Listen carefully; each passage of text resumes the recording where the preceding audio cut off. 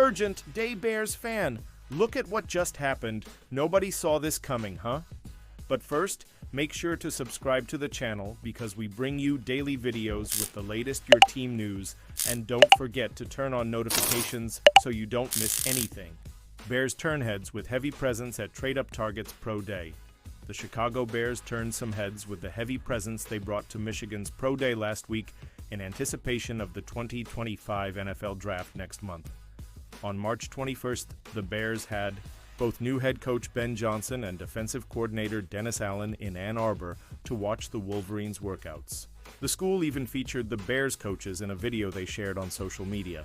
In other words, they had a front-row seat to defensive tackle Mason Graham, a top defensive prospect and potential trade-up target for the Bears in Round 1. Graham served as one of the headliners for Michigan's annual scouting event, alongside other potential first-round picks in cornerback Will Johnson, fellow defensive lineman Kenneth Grant, and tight end Colston Loveland.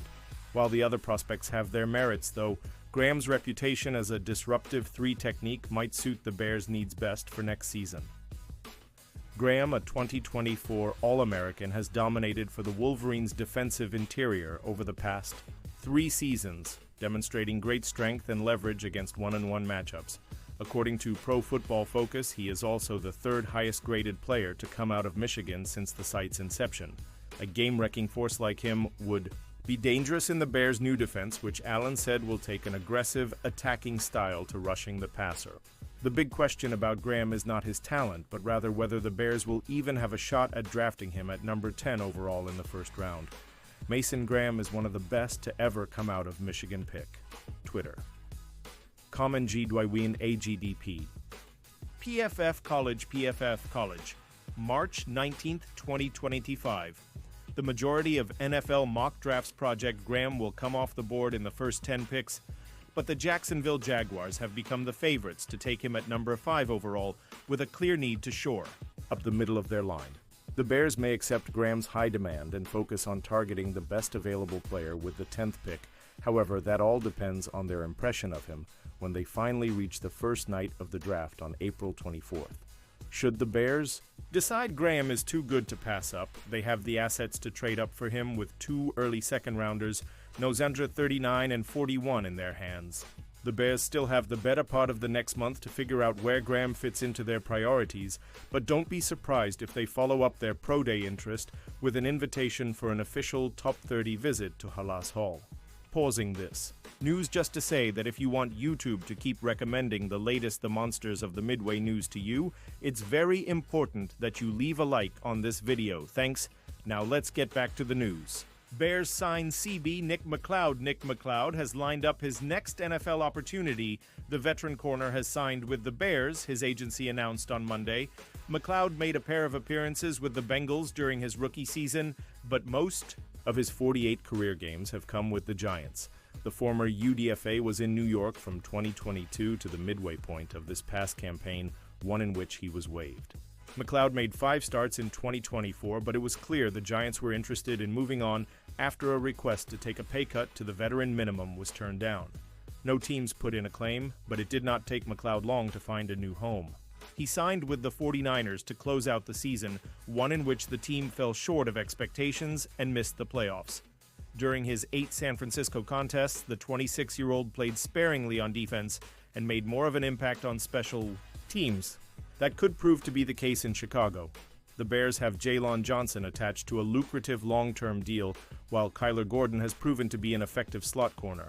He too could soon have an extension in place soon, creating the need for inexpensive options elsewhere on the depth chart. Chicago has Tyreek Stevenson attached to his rookie deal for 2 more years, and after starting 14 games last season, he can be expected to handle a heavy workload moving forward. As a result, McCloud's path to earning a roster spot during training camp will likely consist of carving out a backup role on defense in addition to his third-phase contributions. The Notre Dame product has posted only 1 interception and 10 pass deflections in his career, but he has logged nearly 1,200 special team snaps to date. He will look to use that experience with the Bears in 2025. 2025 NFL Draft defensive lineman Bears should consider in Round 2. Though the unit seems to have improved in free agency, the Chicago Bears still could use reinforcements along the defensive line. Grady Jarrett and Dio Odangbo figure to play. Into Chicago's defensive line rotation, along with holdovers like Montez Sweat, Gervin Dexter, Andrew Billings, and Austin Booker. With Jarrett turning 32 in April and Odangbo relatively unproven as a full-time contributor, though, the Bears still need some depth up front. Luckily for general manager Ryan Poles, the 2025 NFL Draft seems to be pretty deep along the defensive line. With 2 round 2 selections to pair with their picks in round 1 and round 3, they have plenty of opportunities to invest up front. Using a combination of my own rankings and the general consensus, I've chosen 10 defensive linemen the Bears could consider in the second round of the 2025 NFL Draft, 5 defensive ends and 5 defensive tackles. Edge rushers Nick Scorton, Texas A&M. Scorton has some of the best tape you'll find in an edge rusher in the 2025 draft class, but a lack of top-notch athletic upside could hurt his draft stock a bit. That said, he converts speed to power quite well and sets the edge effectively in the run game. He has a deep arsenal of moves like swims, bull rushers, spins, and push-pulls he can use to shed blocks. He could end up being a reliable starter in the pros. Princely Umanmielen, Ole Miss after an accomplished tenure at Florida, Umanmielen built upon his draft stock with a strong final season in college at Ole Miss. He's an explosive rusher who times his first step very well, and his motor runs hot on a consistent basis. He has good spatial awareness against the run and good flexibility, too. Jack Sawyer, Ohio State. The star of the CFP semifinal game against Texas, Sawyer is a powerful edge rusher who converts speed to power quite well. Has a former 5-star recruit who keeps his pads low and generates proper weight distribution at the point of attack. His plan prior to the snap could sharpen up a bit, but he seems like a reliable rotational defender in year 1 with long-term starting upside. J.T. Tuimoloau, Ohio State. Compared to his teammate Sawyer, Tuimoloau is a tad bit more explosive. He's a similarly powerful edge rusher with a compact build and a high motor. His bull rush is particularly impressive, and he lands his strikes accurately once he engages in contact at the line of scrimmage. Landon Jackson, Arkansas. While Jackson is arguably the most raw of these edge rushers, he has the most prototypical frame of anyone in this group, has a lengthy, well-built defender with a strong anchor and powerful hands, and he's a much better athlete than most edge rushers as tall as he is. His pad level is a pretty big work in progress, but he makes up for it with the finesse he shows in his hands. Defensive tackles Kenneth Grant, Michigan. I'm admittedly higher on Grant than the consensus, and don't believe he should fall to round 2. However, a recent mock draft from NFL Network had Grant falling to round 2, and Daniel Jeremiah has him ranked number 28 on his board. If he does fall out of the first 32 picks, he's a stout, powerful run defender with active hands and impressive athleticism for such a big man who warrants selection if you're the Bears. Tyleik Williams, Ohio State. Williams first got onto my radar as a 290-pound defensive tackle with impressive first-step quickness and active hands rushing the passer. Has managed to up his weight to 334 pounds while still maintaining that level of explosiveness. That makes him an impactful 3 technique who, if not selected in round 1, would be a strong pick for Chicago.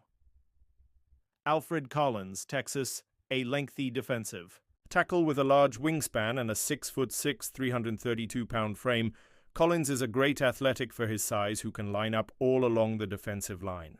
His pads are a tad high, but his power and quickness make him a force to be reckoned with. T.J. Sanders, South Carolina. Whether it's as a penetrative 1 technique or a lengthy 3 tech, Sanders is a quick defensive tackle who's explosive off the ball and maintains proper finesse in his hands. He also has a sturdy anchor, indicating he could be a reliable starter up the middle. Darius Alexander, Toledo Alexander, has generated some first-round buzz, and while he doesn't grade that high for me, there's a lot to like with him regardless. Has a powerful defensive tackle with long arms and above-average spatial awareness, freeing up from blocks to stop the run. And now, Da Bears fan, I want to hear from you. What's your opinion on this? Drop your thoughts in the comments. I don't know. If you know this, but your opinion matters a lot for Da Bears, he'll be back any moment with more. The Monsters of the Midway News.